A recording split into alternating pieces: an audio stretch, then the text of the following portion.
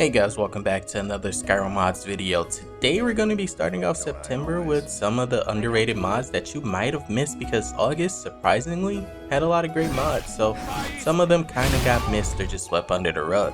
But we're sticking to the newer ones. I'll go back further eventually and find more mods worth adding, as usual. But as of right now, if you end up enjoying this video, make sure you hit that like button down below and make sure you endorse mod authors. But otherwise, let's dive right in, and thank you guys for watching this video. First mod up, we have a new simple armor mod based around ninjas. This mod is called The Way of the Ninja by Kanjs. It adds a few light armors to your game, about 4 variations that actually have different colors. It is completely cosmetic though, there really isn't any stat wise difference. But there is one variant that already comes enchanted, but that one is for the all black version. The other colored ones doesn't come pre-enchanted. This mod does feature a lot more than just the armors though, such as bringing weapons compatible with the armors that you can pick from, such as the katana, which is just a simple one-handed sword, and they each have their own color variant as well, so there's about 3 variants of the katana to match the variations of the armor. Or maybe you prefer a two-handed weapon, because that's also provided. Aside from weapons and armors though, this mod does also feature a few spells and powers that you can use alongside these weapons to make them really feel like you're a ninja. But now we're just going to jump straight into the next mod, which actually brings us to Markarth for a player home called Soni's Retreat, a Dwemer player. It seems small from the outside because it's based inside of a mountain, but once you're inside and unlock the home, you actually get to see how big this place actually is. This home does require a bit to get inside though, but trust me, it's definitely worth it. This home surprised me with its size. I was kinda expecting something super small. It's not castle size, but it's big enough to have everything you can think of or at least need, along with amazing touches added to the interior to show the author really put time into making this and then just add a few walls. This home doesn't have any custom textures, so it will use everything that you have installed in your mod list, and that's kind of why you can download this for less than a megabyte. And as I said before, it quite literally has everything you need in a player home. Well, besides children beds. This home doesn't feature anything for children. All the beds here are for guests or followers, and I say guests to avoid saying ghost them, but I guess no one really cares at this point. This really is just a cozy home though for people just looking for a new place to stay. Of course it just came out, so there's no Lux patch, but it does work with Ember's XD. I had no issues with anything here. But I can just imagine if a Lux patch was made for this place eventually, it will look dozens of times better. And that alone might just make people download this player home, because nowadays Lux can really determine if people download a mod, especially if it has an interior. I'm not sure how your spouse would feel or children would feel living in a cave either, especially right next to a Forsworn infested city. But this place is definitely one of the best Markarth homes I've seen, at least in recent years, without going overboard. But speaking of overboard, this one might just be. This mod is called Daisy's Retreat. And just by the name you can probably already see that this is by the same mod author. That actually didn't click in my head until I was done recording and I looked at the mod author's name. So I promise there's no favoritism here, I just ended up liking both these mods. Another fun part about this is that when I first downloaded this, I was at Whiterun's Bridge because I teleported from the main menu and I was looking at the map trying to find this place. And it was right next to me the whole time. All I had to do was turn my head. This home is extremely massive. Incomparable to the previous Soni's Retreat, this is even bigger than Castles, because this one has multiple floors, about 4 if we count the attic, and you'll definitely see why I count the attic pretty soon. But this is the main hall, which includes a few pets for you that don't really move, they kinda just sit there as decoration I guess, but it does feature a massive library for you to explore and hang up your achievements, instead of just throwing them in some container like I always end up doing, because I hate hoarding stuff. But the upper floors is where things kind of get crazy. There is so many beds here for followers, like it feels like an endless hall for you to just find every follower in Skyrim and just send them to live here. But this also features a shrine room for you to pretty much pray to any divine you wish. This floor is kind of insane. I myself have never seen anything like this honestly. But the master attic is basically your room. This in itself is an entire floor and kinda why I said we should count it as another floor.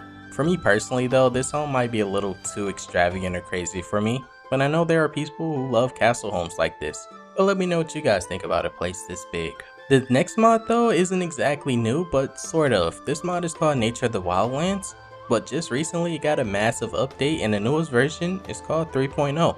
And it's basically reinventing the mod because nearly everything's different now. The tree placement, the tree models, to polygon count, which if you don't know is basically what causes your FPS to drop to 20 FPS for no reason when you just had 60. But it's definitely better than it was before, and I can honestly say I have better FPS with this than I did with the original version 2.0, but maybe that's just my personal experience. The Rift has two versions, with the Ottoman Rift and a Green Rift. The Green Rift is the basic one you'd get if you don't pick any other option during installation, but the Ottoman one is an additional ESP. You could have both technically installed at the same time, and just disable Ottoman Rift if you want to quickly test which one you like more, which is something I actually like about this. With such a massive update to nature of the Wildlands, almost all the patches became useless unfortunately. Sort of, not completely. I won't go into detail about that, but the new patches are already popping up left and right for the new version. Also, a little teaser for this is that with the 3.0 release, Nature of the Wildlands is currently undergoing testing for Seasons of Skyrim support, and it's nothing I want more than to add seasons to my Skyrim, especially if I plan on playing for a long time. The only unfortunate part about this update is that you guys that have multiple new land mods such as Vigilant are going to be spending a few more hours in Dying Dulot, but you guys kinda enjoy pain, so. Up next though is a new preset for Lydia called Lydia Replacer, which is Dark Duckla. This is a very unique Lydia Replacer requiring high poly head, which you can find via Google Drive now the site is down. This take on Lydia though is so very different from anything I've ever seen before, so I had to at least give it a mention, because it isn't bad at all. The look of Lydia here is actually amazing, and the detail placed on her is actually amazing also. So I just know some people would actually enjoy this new take on Lydia. And just one more preset, we have one for the Thieves Guild called Lighter in the Pockets Thieves Guild by the last Akaviri. This replacer though, just like the last one for most of the Thieves Guild, kinda stays true to their vanilla look, but most of them kind of have a new spin on them and I kind of enjoy it. Most people when they make replacers try too hard to stay close to vanilla vision, and I think it limits their creativity. Sometimes it's okay to add a new spin to an NPC. Sure, some might not like it, but some will, and that's what counts. And that's what these replacers are doing. Not to mention they still look 10 times better than vanilla without forcing you to download 500 megabytes. So it's a win-win. You'll still know every single one of these NPCs even with their new looks. So me naming them probably wasn't really necessary, but it was more of a way to just show how many of them have been overhauled. People really don't do all-in-one overhauls anymore, but we got a good one here at least. Up next is the mod Berserker Greatsword Moveset. This requires attack model combat overhaul as stated by the title, but it adds new two-handed animations from drawing and sheathing or just completely standing still. Most of the camera movement you're seeing when I move or attack is from this mod though, it's not my preset. I guess it kind of makes sense though to be more cinematic because these attacks do move you forward quite a bit. So I guess it makes sense that the camera would move a little just to keep up with that as well. Based on the mod description though, inspiration for this moveset came from Black Desert Online. But what's surprising is it came from the mobile version, not even the PC version. I've never seen someone try and port animations from a mobile game, but these are actually quite nice. This would definitely fit into a lot of people's Skyrim based on what I see on Reddit at least. It's definitely not Skyrim-like in terms of combat animations, but it isn't off in a different realm. Honestly, I might just take the idol from this because that looked amazing on its own. Nonetheless, on to the next mod. We have a mod taking Riverwood to another level and maybe my new favorite Riverwood. This mod is called Riverwood Revitalized. This mod massively overhauls Riverwood because you probably won't even recognize it at this point, and hence why I had to do it before and after. And it does so while using Cities of the North kind of look, so if you happen to already be using that type of mod, this will blend in with the rest of your game. And I actually kept Nature of the Wildlands 3.0 on for the rest of this video, and there was little to no issues with this. Every single building was completely changed, and with the exterior changes, the interior was also changed to match it. This is very similar to another Riverwood mod I like, but this one kind of does it better, but I won't compare because that's not fair. And also because this mod does add new buildings to Riverwood, which might conflict with a few things such as EFPS. If you still use that, I plan to remove it soon. This mod also released with quite a few patches as well for mods such as Embers XD or even Northern Roads if you use that. I'm not entirely sure why a Lux patch wasn't made, but it's definitely not needed in terms of making it look better. The lighting here is already pretty amazing and it already matches the window lighting. It does unfortunately flicker a bit when using Lux though, so a patch is technically needed to make it work together, but not needed in terms of making it look better. Like I said, just fixing things. With these massive changes, you're going to be hit a bit in terms of FPS loss, but it honestly wasn't that bad. Like I said, I have Nature of the Wildlands 3.0. I did downscale it to 2K resolution instead of 4K, and with these new buildings and changes to Riverwood, it would make it even worse, because Riverwood itself is already pretty bad in terms of optimization. Bethesda really didn't do a good job with this game in that term. But honestly, I only lost about 3 through 5 FPS, and that was only when turning quickly. So for the people that might ask, my specs are RTX 3070 with the Ryzen 7 580X. So it's really not that bad when you use these two together. Also, this building specifically doesn't have an interior, like it's just a door that says open.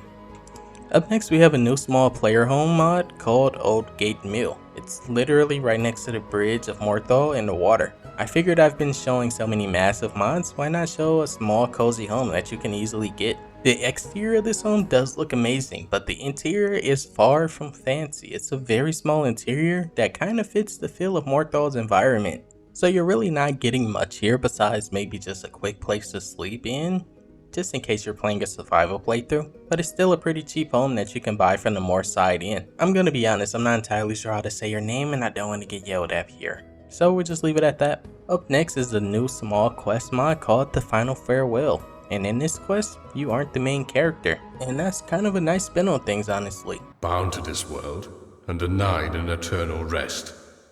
Perhaps only a pawn in this game, but a part he played, nonetheless. In this quest, you follow the revenge of a dead father and his quest for revenge as he travels Skyrim, pretty much leaving dead bodies behind him everywhere.